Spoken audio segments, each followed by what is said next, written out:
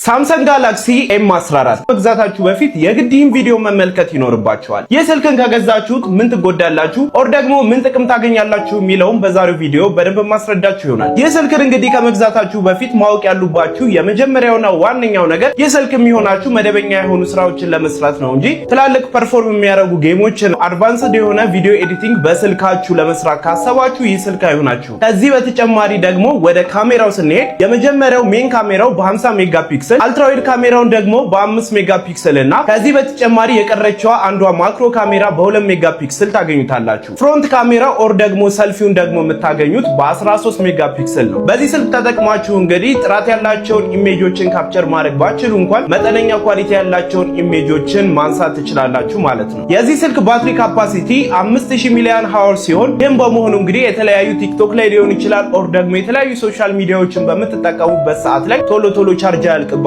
ማለት ነው። ስልኩን በ6.6 ኢንች የስክሪን ሳይዝ ታገኙታላችሁ። ከዚህ በተጨማሪ ስልኩን በፒኤልኤስ ኤልሲዲ ስክሪን በ1080 ሪዞሉሽን በ64 እና በ128 ጂቢ የስቶሬጅ ታይፕ ታገኙታላችሁ። እናም ደግሞ በ4 እና በ6 ራም ታይፕ ታገኙታላችሁ። ስቶሬጁና ራሙ በጨመረ ቁጥር ስልኩ ፐርፎርም የሚያደርገው አቅምም ይጨምራል። ከዚህ በተጨማሪ ደግሞ ዋጋ ላይም ልዩነት ይኖረዋል ማለት ነው። ገበያ ላይ ይህን ስልክ 15000 ብር ጀምሮ ታገኙታላችሁ። ሳምሰንግ ጋላክሲ M16 5G ይህ ስልክን ገበያ ላይ በተመጣጣኝ ዋጋ የምታገኙ ስልክ ሲሆን ስልኩን ለመግዛት ከመወሰናችሁ በፊት ይህን ቪዲዮን ተመልክታችሁ ስለ ስልኩ እያንዳንዱን ሁኔታን የግድ ማወቅ ይኖርባችኋል። ስልኩን በ6.7 ኢንች በፉል HD በሱፐር አሞል ዲስፕሌይ 90 Hz ሪፍሬሽ ሬት ታገኙታላችሁ። ይህም መሆኑ ስልኩ በጣም ቀልጣፋ እንዲሆን አድርጎታል። ከዚህ በተጨማሪ ስልኩ የሚጠቀመው ፕሮሰሰር ሚዲያቴክ ዳይሜንሲቲ 6300 ቺፕሴት ስለሆነ እንደ PUBG ሊሆን ይችላል ኦር ደግሞ ኤዲት በምታረጉበት ሰዓት ላይ በቂ በሆነ ሁኔታ ፐርፎርም ያደርግላችኋል ማለት ነው። ይህን ስልክን በ4 በ6 እና በ8 ጂቢ ራም አማራጭ ታገኙታላችሁ። ራሙ ከፍ ኦር ደግሞ ዝቅ ባለ ቁጥር የስልኩ የመግዣ ዋጋ ላይም ልዩነት ይፈጥራል ማለት ነው። ይህን ስልክን የምታገኙት በ128 ጂቢ የስቶሬጅ አማራጭ ሲሆን እስከ 1.5 ቴራባይት ድረስ ኤክስፓንድ ማድረግ ትችላላችሁ ሚሞሪ ካርድ ተጠቅማችሁ ማለት ነው። ስልኩን ተጠቅማችሁ እንግዲህ ኮንተንት ክሬት ለማድረግ ካሰባችሁ ይሄን ያህል ጥራት ያለው ኢሜጅ አታገኙበትም። ነገር ግን ሜን ካሜራውን በ50 ሜጋፒክሰል አልትራዋይድ ካሜራውን ደግሞ በ5 ሜጋፒክሰል እና ማክሮ ካሜራውን በ2 ሜጋፒክሰል ታገኙታላችሁ። ከዚህ በተጨማሪ የሰልፊ ካሜራውን በ13 ሜጋፒክሰል ታገኙታላችሁ። ተመጣጣኝ ኳሊቲ ያላቸውን ኢሜጆችን ይህን ስልክን ተጠቅማችሁ ካፕቸር ማድረግ ትችላላችሁ ማለት ነው። ስልኩን እንደምትመለከቱት ለአያያዝ ቀለል ያለና ክብደትም ይህን ያህል ስለሌለው ቀለል አድርጋችሁ ይዛችሁ ለመንቀሳቀስ በጣም ተመራጭ ስልክ ነው። በተመሳሳይ ሁኔታ ይህን ስልክን በ5000 ሚሊአምፔር አወር ታገኙታላችሁ። ይህም በመሆኑ እንግዲህ ጌሞችን በምትጫወቱበት ሰዓት ሊሆን ይችላል ቪዲዮዎችን በምትመለከቱበት ሰዓት ላይ ቶሎ ባትሪ ያልቅባችሁም ማለት ነው። ከስልኩ ጋር አብሮ 25 ዋት ፋስት ቻርጀር ታገኛላችሁ። ይህ ሳምሰንግ ጋላክሲ M16 5G ሰፖርት የሚያደርገው ቻርጀር ታይፕ ሲ ቻርጅ ሲሆን ከዚህ በተጨማሪ ፊንገር ፕሪንት ሴንሰሩን በጎን በኩል ታገኙታላችሁ ማለት ነው። ይህን ስልክን ለመግዛት ከወሰናችሁ ገበያ ላይ ከ24000 ብር ጀምሮ የምታገኙት ይሆናል። ሳምሰንግ ጋላክሲ M33 5G አሪፍ ስልክ በተመጣጣኝ ዋጋ መግዛት የምትፈልጉ ከሆነ ይህን ቪዲዮን እስከ መጨረሻው መመልከት ይኖርባችኋል። ይህን ስልክን በምትጠቀሙበት ሰዓት ላይ የተለያዩ ስራዎችን መስራት ያስችላችኋል። ጌሞችን፣ ከዚህ በተጨማሪ ደግሞ የተለያዩ ኤዲቲንጎችን፣ ቀለል ያሉ ኤዲቲንጎችን ማለት ነው መስራት ያስችላችኋል ማለት ነው። ይህም የሆነበት ምክንያት በተጠቀመው ፕሮሰሰር ምክንያት ነው። የተጠቀመው ፕሮሰሰር Exynos 1280 ቺፕሴት ሲሆን ከዚህ በተጨማሪ ደግሞ ይህ ስልክ 120 Hz ሪፍሬሽ ሬት ነው ያለው። ይህም በመሆኑ እንግዲህ ስሙዝሊ የተለያዩ ስራዎችን እንድሰሩ ያስችላችኋል ማለት ነው። በመቀጠል ወደ ስቶሬጅ አማራጭ ስንሄድ ስልኩን በ6 እና በ8 ጂቢ ራም አማራጭ ታገኙታላችሁ። ራሙ በጨመረ ቁጥር የስልኩ ፐርፎርማንስን በዛው ከፍ ስለሚል 8 ጂቢ ራሙን ብገዙ አሪፍ ነው። ከዚህ በተጨማሪ ስልኩን በ128 ጂቢ ስቶሬጅ አማራጭ ታገኙታላችሁ። ሚሞሪ ካርድ ተጠቅማችሁ ደግሞ እስከ 1 ቴራባይት ድረስ ኤክስፓንድ ማድረግ ትችላላችሁ። የዚህ ሳምሰንግ ጋላክሲ M33 5G ባትሪ ካፓሲቲ 6000 ሚሊአምፔር አወር ስለሆነ የተለያዩ ስራዎችን በሚሰሩበት ሰዓት ላይ ከዚህ ስልክ በታች ካሉት የተለያዩ ሲሪሶች ይህ ስልክ ላይ አሪፍ ፐርፎርማንስ ታገኛላችሁ ማለት ነው። ቶሎ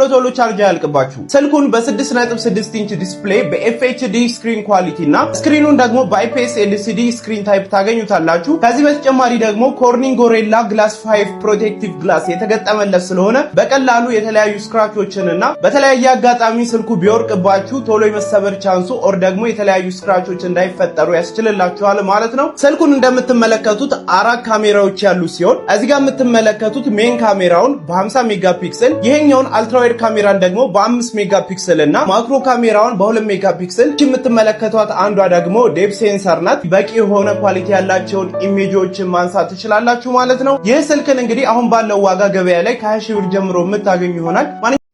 አሪፍ ስልክ ለመግዛት ካሰባችሁ ይህን ቪዲዮን ሳትመለከቱ ለመግዛት ባትወስኑ መልካም ነው። ምክንያቱም ዛሬ መነግራችሁ ስልክ የተለያዩ ስራዎችን ለመስራት ያለምንም ችግር ሊያስጠቅማችሁ የሚችል ስልክ ነው። ይህ ስልክም ሳምሰንግ ጋላክሲ A54 ነው። ይህ ስልክን እንግዲህ ለመግዛት ከወሰናችሁ ትክክለኛ ውሳኔ ነው። ይህ ቪዲዮም የሆነ ሰዓት ላይ ሊጠቅማችሁ ስለሚችል ሴቭ አድርጉት። ስልኩም በ6.4 ኢንች የስክሪን ሳይዝ የምታገኙት ሲሆን ከዚህ በተጨማሪ በ120 Hz ሪፍሬሽ ሬት ታገኙታላችሁ። ስክሪኑም እንግዲህ የሚጠቀመው ሱፐር አሞልድ ስክሪን ነው። ይህም መሆኑ ጥራት ያላቸውን ኢሜጆች እና ቪዲዮዎችን እንድታዩ ያስችላችኋል ማለት ነው። ዲስፕሌውም አሪፍ ነው። ከዚህ በተጨማሪ ደግሞ ሳምሰንግ ጋላክሲ A54 Exynos 1380 ቺፕሴት የሚጠቀም ስለሆነ የተለያዩ ሃይ ፐርፎርማንስ ያላቸውን ጌሞችን ለመጫወት PUBG ሊሆን ይችላል እና ደግሞ የመሳሰሉትን ጌሞችን ለመጫወት ከበቂ በላይ ነው። ምንም አይነት ላግ አያደርግባችሁም። ኤዲተርም ከሆናችሁ እንግዲህ አሪፍ አድርጎ የተለያዩ ኤዲቲንጎችን እንድሰሩ ያስችላችኋል ማለት ነው። ካሜራ ውስጥ ብትሉ አሪፍ የሆነ ካሜራ ነው ያለው። ሜን ካሜራው 50 ሜጋፒክሰል፣ አልትራ ዋይድ ካሜራው ደግሞ በ12 ሜጋፒክሰል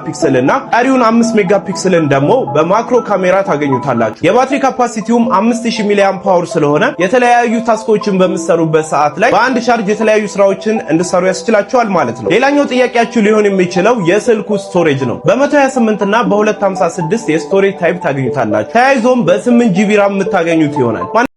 ሳምሰንግ ስልክ ልገዙ ብላችሁ የሳምሰንግ ኤ ቤት ይሻላል ወይስ ደግሞ ኤም ቤት ወይስ ኤፍ ቤት ይሻላል ብላችሁ ለመምረጥ የምትቸገሩ ከሆነ በእነዚህ 3 ሞዴሎች መካከል ያለውን ዋና የሚባል ልዩነት ልንገራችሁ።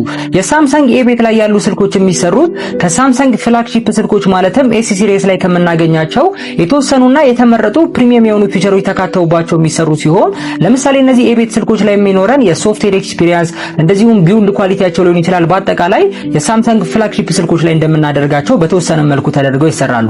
የሳምሰንግ ኤም ቤት እና ኤፍ ቤት ላይ ስንመጣ ደግሞ እነዚህ ሁለት ሞዴሎች ብዙ ጊዜ ተመሳሳይ ሆነው የሚሰሩ ሲሆን ነገር ግን ከኤ ሲሪስ በተለየ መልኩ ብዙ ጊዜ የባትሪ ሳይዛቸው ትልቅ ተደርገው ነው የሚሰሩት።